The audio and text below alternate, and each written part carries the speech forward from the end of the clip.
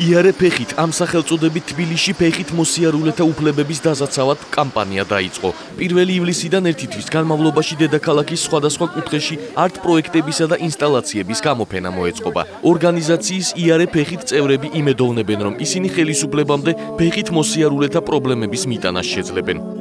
4 ივლისს პროექტის ფარგლებში ვაკის პარკში გაიხსნა ინსტალაცია Black, რომლის ავტორი კიტო ჩხაიძეა. მისი თქმით, ინსტალაცია ეკოლოგიის თემას ეხება.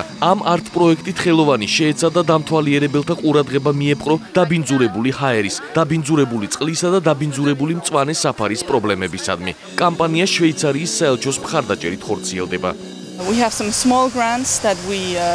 შვეიცარიის საელჩოს საქართველოში აქვს მცირე გრანტების პროგრამა, რომლის ფარგლებშიც იგი აფინანსებს ახალ ორგანიზაციებს, რომლებიც დამწყები ორგანიზაციები არიან და სოციალურ საკითხებზე მუშაობენ. ჩვენ შვეიცარიელებს გვიყვარს ძალიან ფეხით სიარული. ჩვენი ქალაქები ადაპტირებულია ფეხით მოსიარულეთა უფლებებზე. ჩვენ ჩავთვალეთ, რომ თბილისი არის ქალაქი, რომელიც ახლა არის განვითარების ეტაპზე და მნიშვნელოვანი იყო მხარი დაგვეჭირა ზუსტად ასეთი კამპანიისთვის.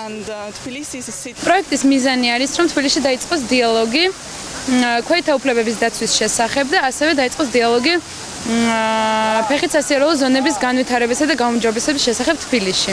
ჩვენ მოსახლეობას შევთავაზეთ, რომ მერის კანდიდატებს მივმართავთ ფეხით მოსიარულეთა უფლებები უფრო დაცული იყოს და ყურადღება გამოიჩინონ, რადგან მართლა სავალალო მდგომარეობა გვაქვს და ჯობია რომ უფრო სერიოზულად მოეკიდონ ამ ყველაფერს. ფეხით მოსიარულეებისთვის პრაქტიკულად სასიარულო ადგილი არ არის დარჩენილი. ძალიან ბევრი მძღოლი არიცავს პარკირების წესებს, აყენებენ მანქანას პანდუსებზე ელემენტარულად აღარაფერს ლაპარაკობ ადგილებისაც არ შეიძლება პარკირება. პრაქტიკულად ადგილი არ რჩება, რომ ფეხით გაიარო. ან მშენებლობაა დაწყებული და არის პატარა ხის გასასვლელი, რომელიც საშიშია და გვერდზე მანქანა გაგიტანს. ანუ თბილისში ძალიან ძნელია ფეხით იმოძრაო, ისე რომ მანქანა არ გაგიტანოს. ფეხით ყოველდღე დავდივარ, ველოსიპედით კვირაში რამდენიმე ძალიან ხშირად არა. ფეხით სიარულისას ალბათ იგივე პრობლემები არის ველოსიპედით სიარულისას. თავარი ისაა, რომ ტროტუარზე ცუდად არის მანქანები გაჩერებული, სადაც ადგილი არ არის და გვერდის ავლა გიწევს და წვალება ამის გამო.